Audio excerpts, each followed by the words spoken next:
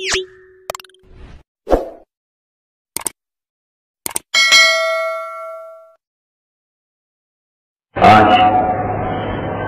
بچوں کی تربیت کی اور ان کی تعلیم کی اور تزکیے کی جب بات آتی ہے، بہت سارے والدین اور سرپرست یوں کہتے ہیں ہمارے بس میں جو ہوتا ہے ہم کرتے ہیں،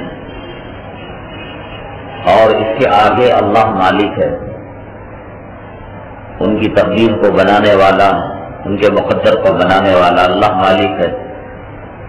ہمارے بس میں جو ہوتا ہے ہم تو کرتے ہیں، ہم تعلیم دلاتے ہیں اور ان کو بتاتے ہیں کہ یہ صحیح راستہ ہے، یہ غلط راستہ ہے۔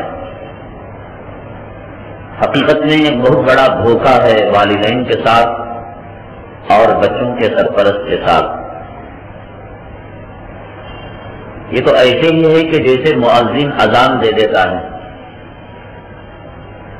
اب اس کے بعد لوگوں کی ذمہ داری چاہے تو وہ جماعت میں آئیں، چاہے تو نہیں آئیں، چاہے نماز چھوڑے، نماز قضا کرے، انفرادی پڑھے، اجتماعی پڑھے۔ ایسے دین کے معاملے میں صرف زبانی خرچ استعمال کیا جاتا ہے۔ دیکھو بیٹا نماز پڑھ لینا، قرآن پڑھ لینا، جتنی فکریں کرنی چاہیے اور جتنا جدوجہد کرنا چاہیے، جتنا پیچھے لگنا چاہیے، اتنا نہیں لگتے۔ بچوں میں عام طور سے کھیلنے کی عادت ہوتی ہے، بچے آگ سے کھیلتے ہیں، بچے پانی سے کھیلتے ہیں اور غلاظت سے کھیلتے ہیں۔ اگر کسی کا بچہ آگ کی طرف لپک رہا ہو تو کیا اس کے ماں باپ کھڑے ہو کر تقریر کریں گے؟ کہیں گے نحمدہ و نصلی علی رسولہ الکریم، اما بعد بیٹے میرے سن لینا، آپ کے قریب نہ جانا، یہ کہہ کر خاموش رہیں گے یا اپنے آپ کو مشقت میں ڈالیں گے، اپنی جان خطرے میں ڈال کر بچے کو بچائیں گے؟ یا کانوینٹ کی تعلیم کا مسئلہ ہو یا گھر میں سودا لانے کا مسئلہ ہو تو کیا ماں باپ تقریر کر کے خاموش رہ جاتے ہیں یا اس کے پیچھے جوخم اٹھاتے ہیں؟ تو دنیا کے معاملے میں اور دنیاوی تعلیم کے معاملے میں اپنے آپ کو جو وقف کیا جاتا ہے، اس سے کہیں زیادہ دین کے پیچھے لگنا چاہیے۔ اور بعض لوگ تو پڑھے لکھے رہتے ہیں، وہ کہتے ہیں کہ دیکھو پیغمبر تھے حضرت نوح علیہ السلام، اب انہوں نے جو بتانا تھا بتایا، جو سکھانا تھا سکھایا، مقدر میں بیٹے کو ہدایت نہیں تھی، بیٹا تباہ ہو گیا، برباد ہو گیا، اس میں باپ کا کیا قصور ہے؟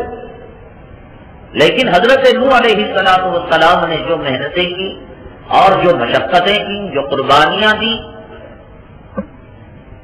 اس کا آپ کو اور ہم نے کیا پتا؟ آخر لمحے تک، خدا کے عذاب کے آنے سے پہلے تک بھی حضرت نوح علیہ السلام کو حالانکہ منع کیا گیا تھا کہ آپ کافروں کے بارے میں کوئی سفارش نہ کریں اور ان کے بارے میں ہم سے کوئی ریکویسٹ اور درخواست نہ کریں۔ یہ حضرت نوح علیہ السلام کی اعلیٰ درجے کی تربیت تھی کہ حضرت نوح علیہ السلام مناہی کے باوجود بیٹے کو نصیحت کرنے لگے۔ کتنا انہوں نے جوخم اٹھایا، کتنی مشقت انہوں نے کی۔ کہنے لگے بیٹا آجا کشتی میں سوار ہو جا، اس نے کہا ساوی الی جبل یعصمنی من الماء، میں تو جودی پہاڑ پر چڑھا ہو جاؤں گا۔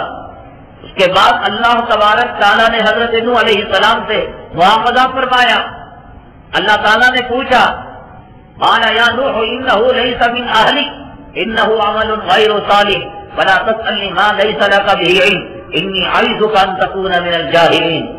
اے نوح، ہم وارننگ دیتے ہیں، آپ کو آگاہ کرتے ہیں کہ یہ تمہارا بیٹا نہیں ہے، انہ عمل غیر صالح، اگر بیٹا ہوتا یہ نیک کام کرتا، پرہیزگاری کے کام کرتا، یہ شرارت کے کام، یہ کفر کے کام، یہ شرک کے کام۔ آخر وقت میں اللہ نے وارننگ دی یا نوح انہ لیس من اہلک، اے نوح یہ آپ کا بیٹا نہیں، انہ عمل غیر صالح، تمہارے عمل اور اس کے عمل میں جو ہے کوئی مطابقت نہیں، اس کا عمل جہنم کی طرف جانے والا اور تمہارا عمل جنت کی طرف جانے والا۔ فلا تسألنی ما لیس لک بہ علم، یاد رکھیے نوح آپ اس چیز کے بارے میں سوال نہ کریں جس کا آپ کو علم نہیں ہے۔ آخر وقت تک وہ چیز مانگ بیٹھے حضرت نوح علیہ السلام جس کی اللہ تبارک تعالیٰ نے ممانعت فرمائی تھی۔ پھر فرمایا ممکن ہے ان تکون من الجاہلین، اگر آپ نے مانگا، آپ نے سوال کیا، آپ جاہل لوگوں میں سے ہو جائیں گے. وارننگ دی گئی، آپ کی نبوت کو سلب کر لیا جائے، جاہل نبی نہیں ہوتا. انی اعیذک ان تکون من الجاہلین، اللہ نے وارننگ دی.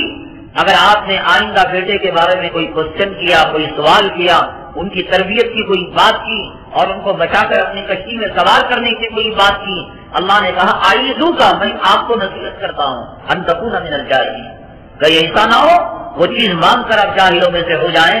اللہ نے منع کیا ہو، پھر پیغمبر نے جرأت کی ہو، تو اس پیغمبر نے اپنے بیٹے کی تربیت کے لیے کتنی کوششیں نہیں کی ہوں گی. پھر دوسری آیت میں آتا ہے قال ربی انی اعوذ بک ان اسألک ما لیس لی بعلم والا تغفر لی وترحمنی اکن من الخاسرین. مولا میں مانتا ہوں کہ مجھ سے خطا ہو گئی، غلطی ہو گئی، آپ نے منع کیا تھا میرے بیٹے کے بارے میں سوال کرنے کے بارے میں اور کشتی میں سوار ہونے کے بارے میں پناہ مانگتا ہوں. وَإِلَّا فَاغْفِرْ لِي وَتَرْحَمْنِي، آپ نہیں معاف کریں گے، آپ میرے ساتھ جو ہے رحم و کرم کا معاملہ نہیں کریں گے، اکن من الخاسرین، میں تباہ برباد ہو جاؤں گا. انسان تربیت کرنے پر آئے، جانوروں میں جانور کہتے ہیں جان رکھنے والی مخلوق کو. یہ گدھا ہے، یہ بھی جانور ہے، یہ بھی جان رکھتا ہے. گائے ہے، یہ بھی جانور ہے. انسان ہے، یہ بھی جانور ہے، یہ بھی جان رکھتا ہے. لیکن انسانوں میں اور دیگر جانوروں میں فرق یہ ہے کہ انسان باشعور ہے. اللہ نے اسے عقل سے نوازا، اللہ نے اسے علم سے نوازا، اللہ نے اسے حکمت سے نوازا. اگر گائے کو علم ہوتا، گائے کو عقل ہوتی، وہ کیوں ہماری خدمت میں لگتی؟ وہ بیل ہمارے کھیتوں میں ہل کیوں چلاتا؟ وہ کتا ہمارے کھیتوں کی رکھوالی کیوں کرتا؟ اللہ نے اس کو سمجھ دیا ہوتا، عقل دیا ہوتا. وہ شیر، وہ چیتا جسے ایک لاٹھی کے بل بوتے پر تربیت کر کر اشارے سے نچایا جاتا ہے، اگر اسے پتا چل جائے کہ انسان میرے مقابلے میں کمزور ہے، وہ کاٹ نہیں کھائے گا. اللہ نے علم عقل کے دروازے پر تالا لگا دیا. اللہ نے جانوروں کو اتنا علم دیا، اتنی عقل دی، وہ صرف اپنے محدود نفع اور نقصان کو پہچان سکے. وہ انسان کی حد تک نہ آئے. انسان اسے کاٹے، انسان اس کا چمڑا استعمال کرے، انسان اس کا شکار کرے، انسان اسے پنجرے میں رکھے. انسان کے معاملے کو چھوڑ کر صرف اپنے نفع اور نقصان کی حد تک اللہ تبارک تعالیٰ نے ہر مخلوق کو علم دے دیا. چوہے کے پیٹ سے پیدا ہوتا ہے، اللہ نے اسے علم دے دیا کہ تیری دشمن جو ہے بلی ہے. نہ تو کسی اسکول میں پڑھتا ہے، نہ کسی کالج میں داخلہ لیتا ہے. بلی کو پتا ہوتا ہے کہ کتا اس کا دشمن ہے، کتے کو پتا ہوتا ہے کہ بھیڑیا اس کا دشمن ہے، بھیڑیا کو پتا ہوتا ہے کہ شیر اس کا دشمن ہے، شیر کو پتا ہوتا ہے کہ انسان میرا شکار کر سکتا ہے. ہر مخلوق کو اللہ تبارک تعالیٰ نے اپنی حد تک نفع اور نقصان کا علم سے دے دیا، لیکن انسانی معاملات میں مداخلت کرنے کی کسی کی مجال نہیں.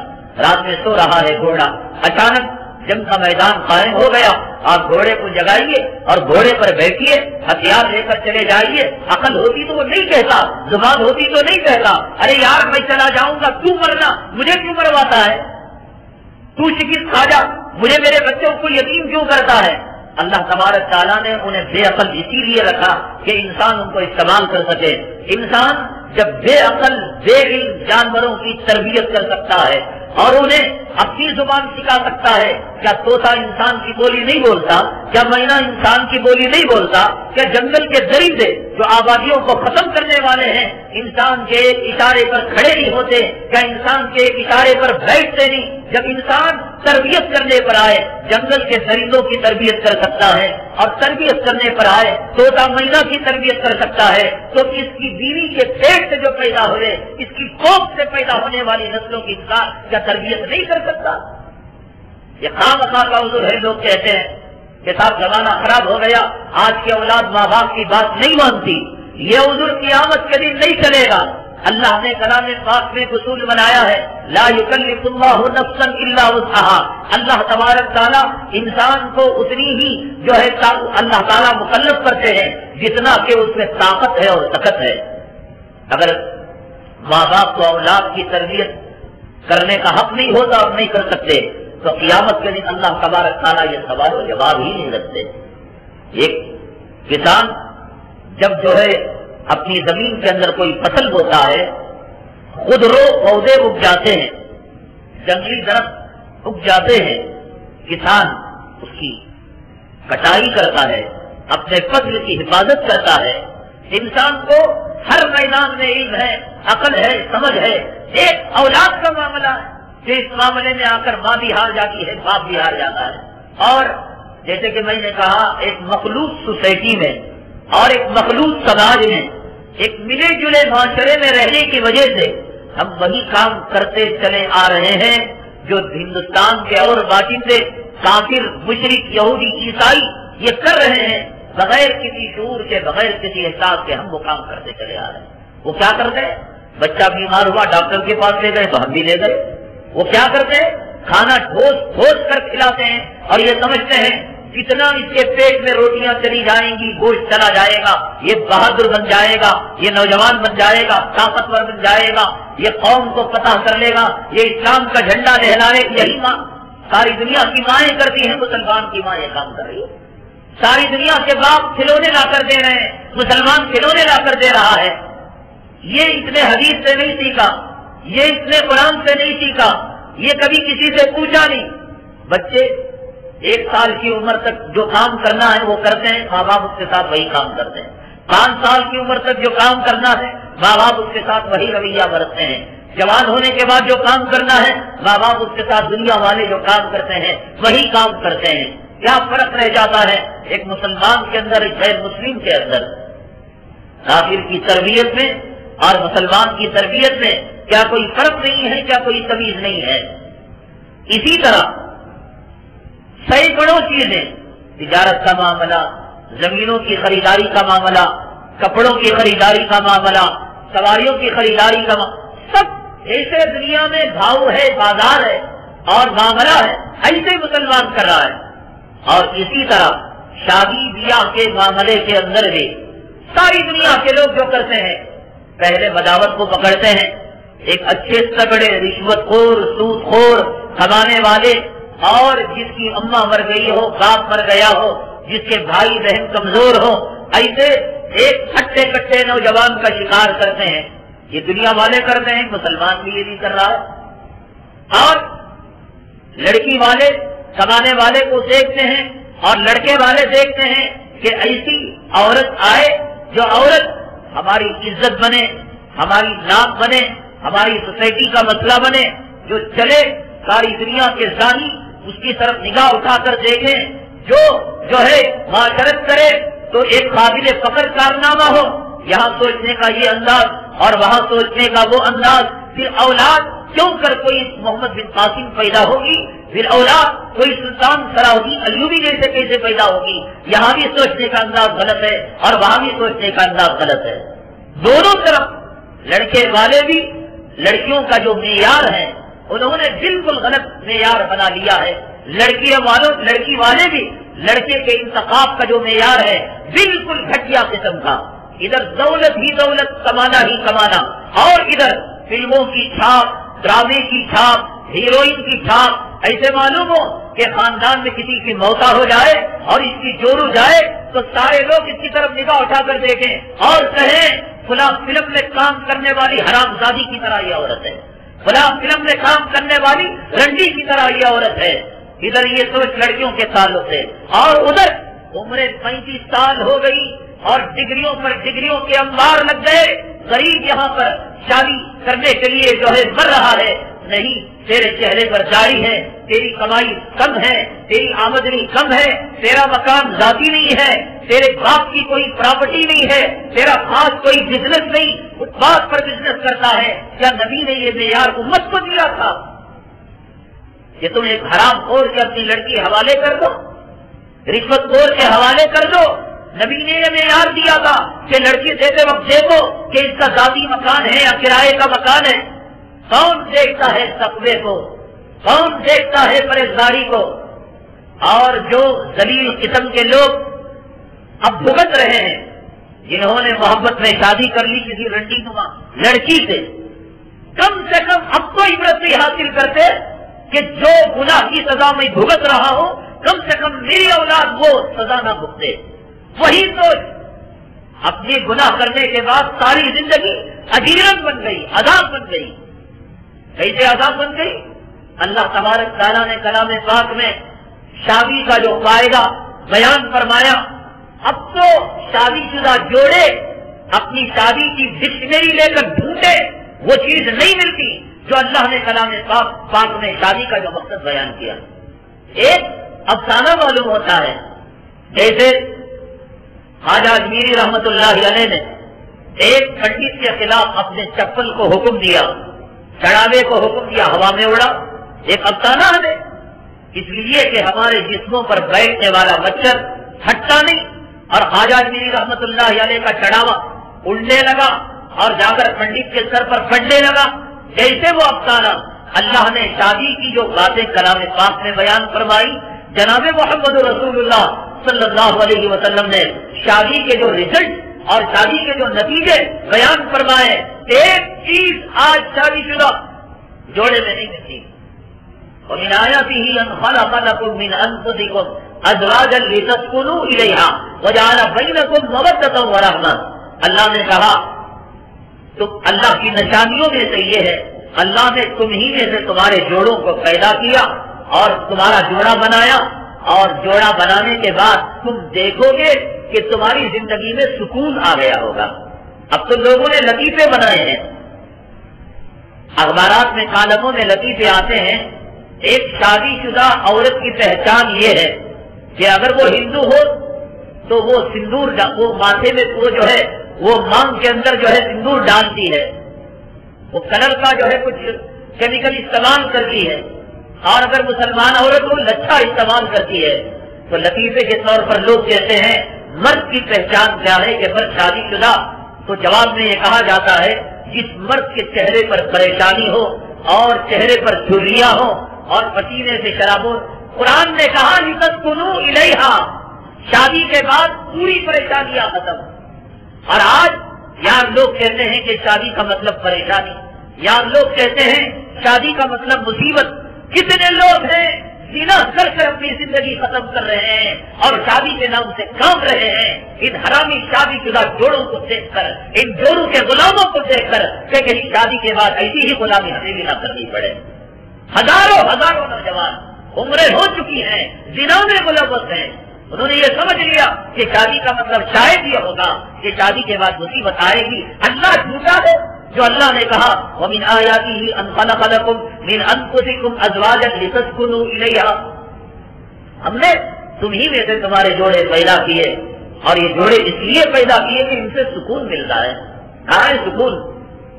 یہ خلا کے مطالبہ، یہ طلاق کے جھگڑے، یہ روز روز کے آفتیں مصیبتیں، یہ زمین کو سر پر اٹھا لینا، آسمان کو سر پر اٹھا لینا. ارے آج کا شوہر تو اسی میں عافیت سمجھتا ہے کہ جتنا دیر سے وہ گھر میں جائے اتنا کم مصیبت ہوتا ہے. یہ ترجمہ ہے شادی کا، یہ ترجمہ ہے اس آیت پاک کا. سکون کا یہ معنی اور مطلب ہے لِتَسْكُنُوا إِلَيْهَا وَجَعَلَ بَيْنَكُمْ مَوَدَّةً وَرَحْمَةً. اللہ نے کہا ایک تو سکون ملے گا، دوسرے مودت ملے گی یعنی محبت ملے گی. ماں سے مامدہ مل سکتی ہے، باپ سے شفقت مل سکتی ہے، دوستوں سے یاری مل سکتی ہے. اللہ نے کہا بیوی سے ایک قسم کی جو مودت ملتی ہے وہ ماں کی مامتا میں بھی نہیں مل سکتی. اللہ نے کہا ہم نے پیدا کیا ہے. علاؤدین کا چراغ لے کر ڈھونڈو، اگر کسی کی شادی ہو کر 40 سال ہوئے، کسی کی شادی ہو کر 30 سال ہوئے، کسی کی شادی ہو کر 10 سال ہوئے، یہ جو اللہ نے بیان کیا کہ سکون ہے، مودت ہے، رحمت ہے، علاؤدین کا چراغ دن کے اجالے میں 12 بجے لے کر ڈھونڈو کہیں مل تو جائے یہ سکون و مودت. اور اللہ تو جھوٹا نہیں جو یوں کہا کہ شادی کے بعد یہ چیزیں ملا کرتی ہیں، نہیں مل رہی ہے. اس لیے کہ ہم نے شادی کا جو بنیاد ڈالی، شادی کا جو فاؤنڈیشن ڈالا وہی غلط تھا، وہی سوچ غلط تھی. لڑکے والوں کی طرف سے بھی غلط تھی اور لڑکی والوں کی طرف سے بھی غلط تھی. کون تقوی کو معیار بناتا ہے، کون طہارت کو معیار بناتا ہے، کون رزق حلال کو معیار بناتا ہے، کون نماز کو معیار بناتا ہے. کوئی لڑکا آج کا من چلا کہتا ہے اجی مجھے نمازی لڑکی چاہیے. کوئی کہتا ہے ایسی لڑکی چاہیے زندگی میں کبھی اس نے سنیما نہ دیکھا ہو، ماڈرن سے ماڈرن امریکہ کی گرین کارڈ ہولڈر لڑکی چاہیے اسے، ایک نمبر کا بھکاری ہوگا، ایک نمبر کا فقیر ہوگا، لڑکی کے جو ہے غلامی کر کر اس کی روزی کو کھانا چاہے گا۔ اب یہ معیار ہوگا، اولاد کی کیا تربیت ہوگی؟ ادھر لڑکی والوں کا یہ معیار کئی ایسا نہیں ہوتا کہ لڑکی پرہیزگار ہے، متقیہ ہے، دیندار ہے۔ کئی لڑکیاں ہم سے پوچھتی بھی ہیں کہ اب تک شادی ہونے سے پہلے ہمارے ماں باپ نے ہمیں پردے میں رکھا، غصے میں رکھا، نقاب میں رکھا، ہماری ہتھیلیاں ہم نے پردے میں رکھی، پیر کے پنجے پردے میں رکھے، لیکن شوہر کہتا ہے کہ پردے کو نکال دو، اس لیے کہ ماں باپ نے یہ سوچا اونچی کوالٹی کا، اعلیٰ معیار کا، اونچا کمانے والا شوہر اب مرو، پہلے ہی دن اس نے پردے کو رخصت کر دیا، حیا کو رخصت کر دیا، شرم کو رخصت کر دیا۔ یہ ہمارے اکابرین کا شیوا نہیں تھا، یہ ہمارے صحابہ کرام کا شیوا نہیں تھا۔ آپ جانتے ہیں پچھلے زمانے میں جو عمرا ہوا کرتے تھے اور جو حکما ہوا کرتے تھے، جو امیر المؤمنین ہوا کرتے تھے، رات میں ساری مخلوق سو جاتی اور امیر المؤمنین جگ کر قوم کی حالت کو جانا کرتا تھا، برقع کرتا تھا، فقیرانہ لباس پہن کر گلیوں میں پھرتا، کہیں رونے کی آواز تو نہیں، کہیں پریشانی کی آواز تو نہیں، کہیں کسی یتیم کی صدا تو نہیں۔ حضرت سیدنا امیر المؤمنین حضرت عمر بن الخطاب رضی اللہ تعالیٰ ایک مرتبہ ایسے ہی دیکھنے جا رہے تھے، ایک گھر میں ایک بوڑھی اماں اور بیٹی آپس میں گفتگو کر رہی تھی، کہہ رہی تھی حضرت عمر رضی اللہ تعالیٰ عنہ نے حکم دے رکھا تھا کہ دودھ حاصل کرنے والے دودھ کو لا کر جمع کر دیں، ان کی رقم ان کو دے دی جائے گی۔ جیسے بنگلور ڈیری والے دودھ خریدتے ہیں کسانوں سے اور گائے پالنے والوں سے، بھینس پالنے والوں سے دودھ خریدتے ہیں، تو ممکن ہے حضرت عمر فاروق رضی اللہ تعالیٰ عنہ نے کوئی ڈیری بنائی ہو اور لوگوں سے آپ جو ہے دودھ خریدتے ہوں۔ اب اس زمانے میں کوئی سائنٹیفک آلہ نہیں تھا کہ دودھ میں کتنا پانی ملا ہوا ہے، اس لیے مکار، عیار اور خیانت کرنے والے دودھ میں پانی ملا دیا کرتے تھے۔ رات تھی، سناٹا تھا، بند کمرہ تھا، اماں بیٹی سے کہہ رہی تھی کہ دیکھ غربت بہت آ گئی، افلاس اور فقر فاقہ بہت آ گیا، ذرا سا پانی ملا دے۔ بیٹی کہنے لگی کہ اماں عمر ڈانٹیں گے، عمر کو معلوم ہوگا کوڑے برسائیں گے۔ اماں کہنے لگی بیٹی عمر کہاں دیکھ رہا ہے، اگر تھوڑا سا پانی ملا دے ہماری غربت، ہمارے افلاس، ہمارا فقر و فاقہ دور ہو جائے گا۔ عمر کہاں دیکھ رہا ہے، اللہ بھی معاف کر دے گا، اتنی سمجھتی، اتنا فقر و فاقہ آیا ہے، اللہ کو ہم جواب دے لیں گے۔ تو بیٹی نے جواب دیا اماں عمر تو نہیں دیکھ رہا ہے لیکن عمر کا خدا تو دیکھ رہا ہے۔ اتفاق کی بات حضرت عمر فاروق رضی اللہ تعالیٰ اس گھر کا پہرا لگا رہے تھے، ماں اور بیٹی کی گفتگو کو آپ نے سن لیا، وہاں ایک نشان لگا دیا اس دہلیز پر، دروازے پر۔ دوسرے دن حضرت امیر المؤمنین عمر بن الخطاب رضی اللہ تعالیٰ اپنے ایک وزیر کو بھیجا، جاؤ پوری گلی کوچوں میں تلاش کرو، جہاں یہ نشان ملے اس گھر سے اس عورت کو اور اس بیٹی کو لے کر میرے دربار میں حاضر کرنا۔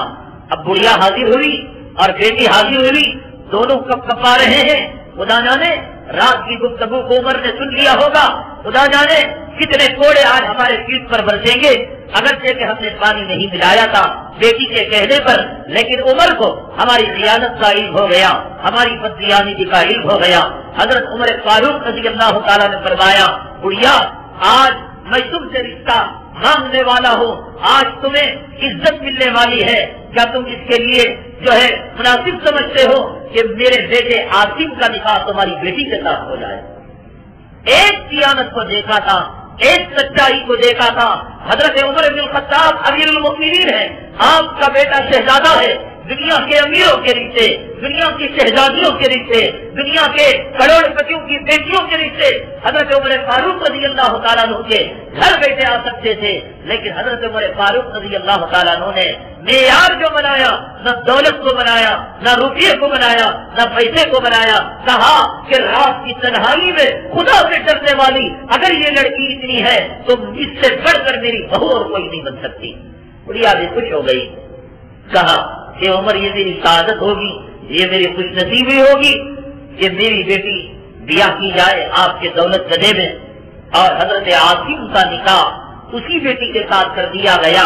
تاریخ کے اندر آتا ہے حضرت عمر ابن عبدالعزیز رحمت اللہ علیہ، جن کو خلیفہ پنجم بھی کہا جاتا ہے، جن کے تقویٰ، جن کی طہارت، جن کی پرہیزگاری اور جن کی للہیت کے واقعات سے تاریخ بھری پڑی ہے، تاریخ کے اندر آتا ہے حضرت عمر بن عبدالعزیز رحمت اللہ علیہ اسی عاصم کے خاندان میں پیدا ہوئے۔ یہ نتیجہ تھا اس لڑکی کی تقوی کا، طہارت کا اور پرہیزگاری کا۔ ایک لڑکی والوں کو کیا دیکھنا چاہیے، ایک لڑکے والوں کا کیا معیار ہونا چاہیے، میں انشاءاللہ اس کے جو ہے بقیہ عمر کل بیان کروں گا۔ صاحب نے لکھا ہے ہمارے یہاں مؤذن صاحب اکثر اذان دینے کے بعد وضو کرتے ہیں، اکثر لوگ مسجد میں پہلے جوتے رکھتے ہیں اور اس کے بعد وضو بناتے ہیں، کیا یہ صحیح ہے؟ قرآن و حدیث کی روشنی میں وضاحت فرمائیں۔ اکثر اذان جو دینا چاہیے اذان کے آداب میں کہ وضو کر کر ہی اذان دینا چاہیے، لیکن کبھی اذان کا وقت تنگ ہو جائے تو اکا دکا ایمرجنسی کبھی بغیر وضو کے اذان دے سکتے ہیں، ایسی کوئی بات نہیں، لیکن اس کی عادت بنا لینا یہ مکروہ ہوگا اور یہ آئندہ بے ادبی وہ گناہ تک پہنچ سکتی ہے۔ یہ لکھا ہے کہ مسجد میں جوتے رکھتے ہیں پہلے اور بعد میں نماز جو ہے وضو کرنے کے لیے جاتے ہیں، اگر ضرورت ہو مسجد کے کسی کونے میں جوتے کا ڈبہ ہو وہاں پر اگر کوئی رکھ سکتا ہے تو رکھ سکتا ہے، کوئی حرج نہیں ہے۔ اس میں انہوں نے لکھا ہے کہ گالی دینا تہذیب کے خلاف ہے اور ہمارا دین اسلام میں بھی تہذیب کی بڑی پابندی ہے، اور انہوں نے لکھا ہے کہ بیانوں میں ایسے کلمات استعمال ہوتے ہیں، قرآن و حدیث کی روشنی میں وضاحت فرمائیں۔ یہ کوئی نئے اسٹوڈنٹ معلوم ہوتے ہیں، نئے طالب علم معلوم ہوتے ہیں، یہ پرانا گھسا پیٹا سوال ہے، ہزاروں مرتبہ اس چیز کا جواب دے دیا گیا ہے۔ پھر ایک مرتبہ میں اس بات کو میں آپ کو دوبارہ دہراتا ہوں کہ گالی تو کسی کو نہیں دی جاتی۔ قرآن شریف میں جہاں خنزیر کہا گیا ہے، قرآن شریف میں جہاں شراب کا لفظ استعمال ہوا ہے، قرآن شریف میں جہاں کتے کا لفظ استعمال ہوا ہے، 8ویں پارے میں اللہ نے مثال دیتے ہوئے برے لوگوں کی کہا فَمَثَلُهُ كَمَثَلِ الْكَلْبِ، برے لوگوں کی مثال کتے کی طرح ہے۔ تو اس چیز کو بڑی سختی کے ساتھ اور لوگ پردے کے ساتھ بیان کرتے ہیں، لیکن ہم اسی چیز کو کھول کر بیان کر دیتے ہیں۔ جو لوگ عادی نہیں ہوتے ان لوگوں کو اچنبھا لگتا ہے۔ اب الحمدللہ پورے ہندوستان کے علماء اس مزاج کو پسند کر رہے ہیں، اب پھر پورے ہندوستان کے علماء کہہ رہے ہیں کہ اب یہ زبان استعمال ہونی چاہیے، اس لیے کہ باطل جس شد و مت کے ساتھ آتا ہے اسی شد و مت کے ساتھ اس باطل کا دفاع بھی کرنا چاہیے۔ طوفان آ رہا ہو اور ایک آدمی جو ہے برساتی لے کر چھتری لے کر طوفان کا مقابلہ کرے گا، چھتری بھی جائے گی، چھتری والا بھی جائے گا، اس کے لیے بہت بڑا بند تعمیر کرنا چاہیے۔ اب زمین سے، آسمان سے، مشرق سے، مغرب سے، شمال سے، جنوب سے، گھر کی عورت سے، بچوں سے جتنے پیدا ہو رہے ہیں، ایسے زمانے میں اگر کوئی میٹھے حلوے کھلائے گا اور کہے گا بھائیوں بزرگوں دوستوں اس سے کام نہیں چلے گا۔ آپ حضرت اس سے خوب واقف ہوں گی کہ پچھلے کئی سالوں سے زلزلوں میں اضافہ ہوتا جا رہا ہے اور لاکھوں لوگ ان زلزلوں کا شکار ہوتے ہیں۔ یہ بات میں پچھلے بیان کر چکا ہوں کہ موجودہ زلزلے کا جو خاص سبب ہے وہ جہاد سے بے رخی ہے۔ مظفر آباد کا جو علاقہ تھا وہ پوری دنیا کے لیے جہاد کا جو ہے وہ سینٹر تھا اور تربیت کا مرکز تھا۔ وہاں کے لوگ ممکن ہو کہ اس سے بے رخی کی ہو، اس کی بے ادبی کی ہو اور اس کی طرف توجہ نہ کی ہو حکومت کے دباؤ کی وجہ سے، اور ممکن ہو اللہ تبارک تعالیٰ کا عذاب آیا ہوا ہو، لوگوں کو تکلیف پہنچانے کے لیے استعمال کرتے ہیں۔ آپ بتائیے کیسے ہے؟ میں نے بتایا قرآن شریف کا آیتوں کا استعمال بزرگان دین کے جو مجرب عملیات ہیں، جیسے حضرت تھانوی رحمۃ اللہ علیہ کی کتاب ہے قرآنی عملیات، اس میں حضرت نے قرآن شریف کی کن کن آیتوں سے کیا کیا فائدہ ہو سکتا ہے، ان اصول کے مطابق، ضوابط کے مطابق، آداب کے مطابق اگر کوئی کرتا ہے تو وہ کرنے کی اس کو اجازت ہے۔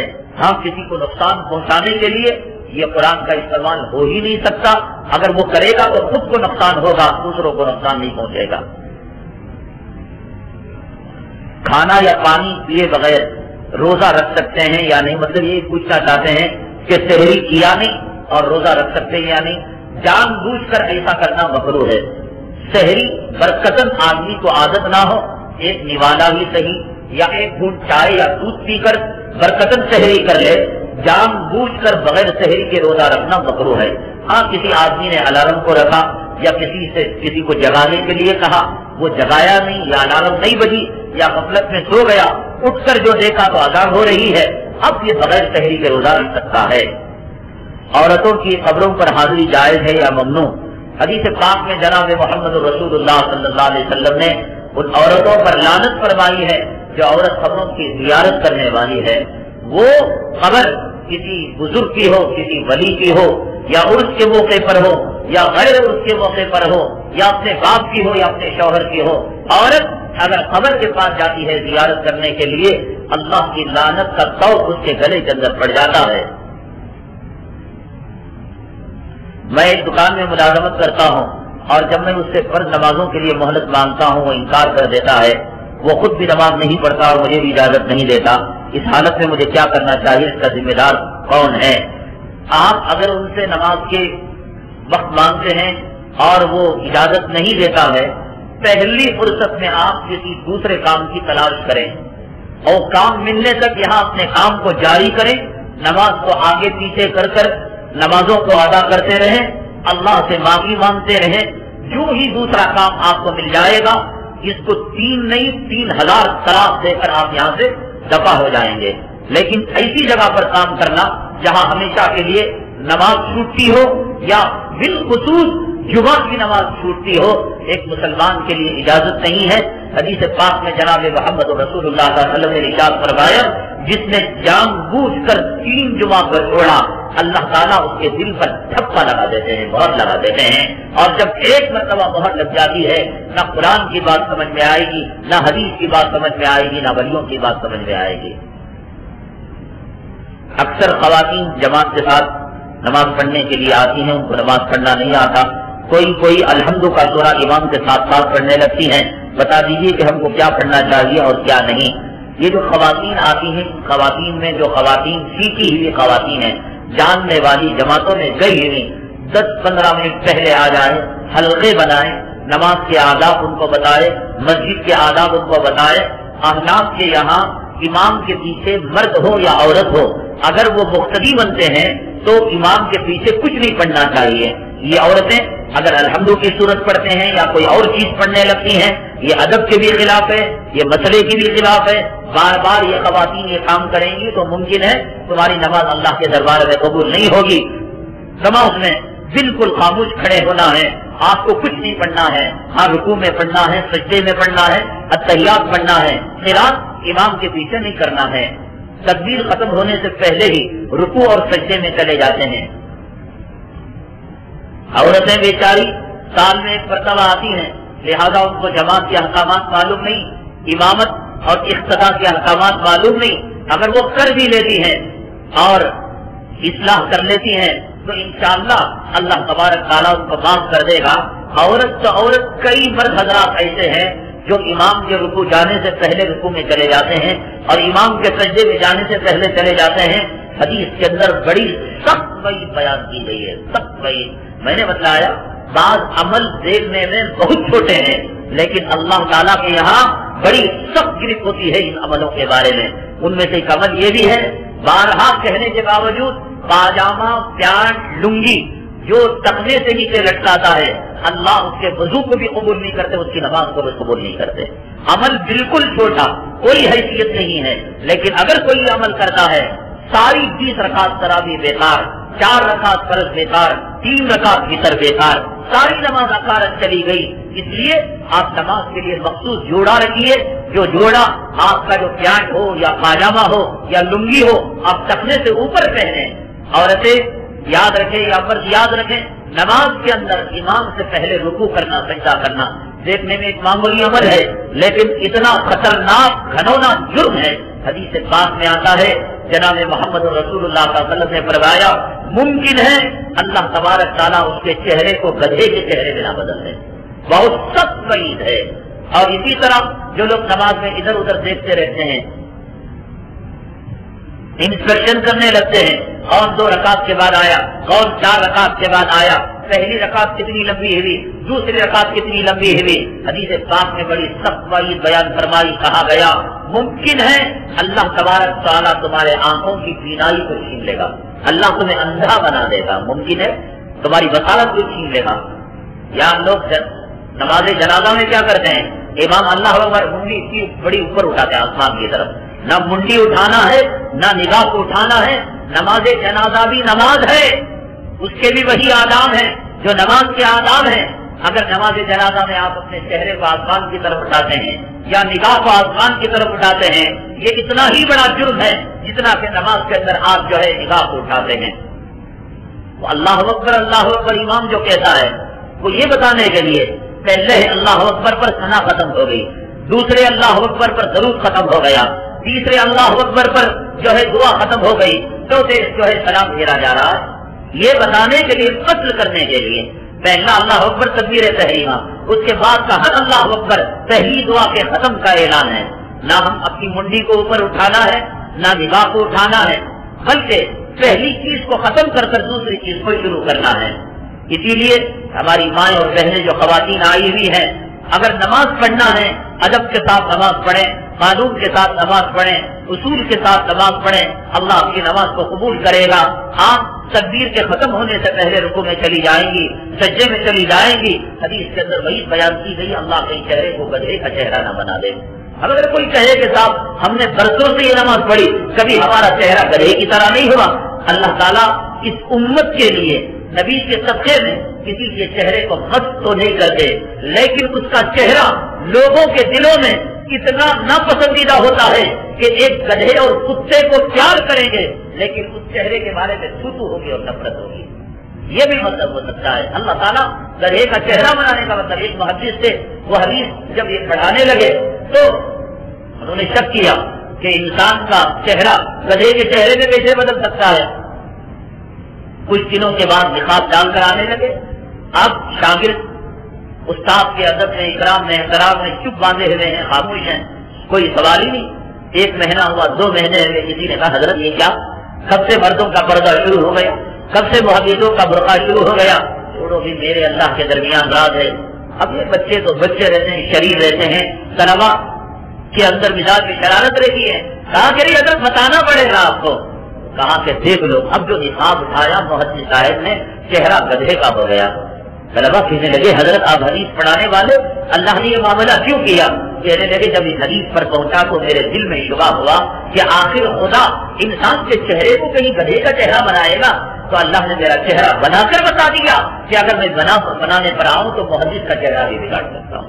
خاص طور سے آپ احتیاط کریں، امام کی پوری تکبیر سننے کے بعد آپ رکوع میں جائیں، امام کی پوری تکبیر سننے کے بعد آپ سجدے میں جائیں۔ نماز پڑھنا ہی ہے، نماز کو اصول اور ضوابط کے ساتھ پڑھیں۔ جماعت میں ایک صف پر ہونے سے پہلے دوسری صف شروع کر سکتے ہیں یا نہیں، یہ بھی خواتین کے بارے میں ہے کہ عورتیں آتی ہیں جہاں ان کو کہیں کسی کو پیان پسند ہے، پیان کے نیچے وہ کھڑ گئی، کسی کو ٹیکا پسند ہے اور اس نے ٹیکا لے لیا، کسی کو پیان نہیں چاہیے۔ میری مائیں اور بہنیں، ایسا تو نہیں چلے گا مسجد کے اندر، سب پہلی سب سے بنتی ہے، آپ کو آنا ہوگا، آپ کو قربانی دینی ہوگی، آپ کو گرمی سردی برداشت کرنی پڑے گی، آپ پہلی سب سے صفوں کو پر کریں۔ مرد حضرات بھی یوں کرتے ہیں کہ پہلی صف تو عموماً مکمل ہو جاتی ہے، دوسری صف پونی رہتی ہے، تیسری صف میں لوگ آ کر کھڑے ہو جاتے ہیں۔ یہ ادب کے خلاف ہے، اصول کے خلاف ہے۔ حدیث میں جناب محمد رسول اللہ صلی اللہ علیہ وسلم نے ارشاد فرمایا، اپنے صفوں میں بگاڑ مت پیدا کرو، اپنے صفوں میں انتشار پیدا مت کرو، ورنہ اللہ تمہارے دلوں کے اندر توڑ پیدا کر دے گا۔ آج ہمارے اندر جو دلوں کے اندر توڑ ہے، اس کا سبب یہ ہے کہ ہم صفوں کو مکمل نہیں کرتے۔ پہلی صف عام طور سے ہر مسجد میں پوری ہوتی ہے، لیکن دوسری تیسری کا معاملہ یہ کہ جیسے وضو کر کے آیا، امام رکوع میں جانے لگا، اب یہ نئے صاحب تیسری صف بنانے لگے، پھر بعد آنے والے تیسری صف بنانے لگے۔ ہماری مائیں اور بہنیں خاص طور سے اس بات کا خیال رکھیں، امام کے پیچھے کوئی سورت نہ پڑھیں، تکبیر سے پہلے رکوع سجدہ نہ کریں، اور صفیں بنانا ہو پہلی صف کو مکمل کریں، دوسری صف کو مکمل کریں، یہ اس کی ترتیب ہے۔ فرض نماز کے بعد دعا کیوں نہیں ہوتی؟ یہ اگر یہاں کے بارے میں پوچھ رہے ہیں تو یہ نابینا صاحب ہوں گے جو کہہ رہے ہوں گے دعا نہیں ہوتی. بھائی دعا نہیں ہونا اور دعا سری ہونا، آہستہ ہونے میں فرق ہے. دعا ہوتی ہے اور قرآن شریف میں جو بتایا گیا طریقہ اس کے مطابق دعا ہوتی ہے. ادعوا ربکم تضرعا وخفیا، کہ تم اپنے رب سے گڑ گڑا کر آہستہ دعا کیا کرو. دعا ہوتی ہے لیکن آہستہ دعا ہونے کو دعا نہیں ہونا کہنا یہ بات غلط ہے. جمعہ کے خطبے میں، اس سے پہلے کے سوالات پہلے آ چکے ہیں، جمعہ کے خطبے میں ممبر پر عصا کا استعمال کیوں نہیں کیا جاتا؟ اللہ کے نبی صلی اللہ علیہ وسلم کھجور کے تنے پر ٹیک لگا کر بطور عصا سے استعمال کر کر آپ خطبہ ارشاد فرمایا کرتے تھے، لیکن اسی کھجور کے تنے کو توڑ کر ممبر بنا دیا گیا. اللہ کے نبی صلی اللہ علیہ وسلم نے اس کے بعد عصا دینا چھوڑ دیا. پھر اس کے بعد کبھی کبھار امت کی تربیت کے لیے کبھی ہاتھ میں تیر لے لیتے، کبھی تلوار لے لیتے، کبھی بھالا لے لیتے، کبھی لاٹھی لے لیتے. وہ صفوں کو درست کرنے کے لیے تھا. عصا جمعہ کی سنتوں میں سے نہیں ہے، عصا جمعہ کے آداب میں سے نہیں ہے. اگر کوئی لیتا ہے اس لیے کہ اللہ کے نبی صلی اللہ علیہ وسلم شروع زمانے میں لیے ہیں تو ٹھیک ہے، نبی کریم صلی اللہ علیہ وسلم کے عمل کو اپنا رہا ہے. اگر کوئی نہیں لیتا ہے، اللہ کے نبی صلی اللہ علیہ وسلم نے بعد والی زندگی میں نہیں لیا، وہ بعد والی زندگی کے عمل کو اپنا رہا ہے. اور ایک زندگی کے دو عمل، پہلا اور عمل بعد والا عمل، تو بعد والا عمل پہلے والے عمل کو کینسل کر دیتا ہے، منسوخ کر دیتا ہے. اور بھی سوالات میں انشاءاللہ کل ان کے جوابات دیے جائیں گے. زرینہ پروین مشتاق احمد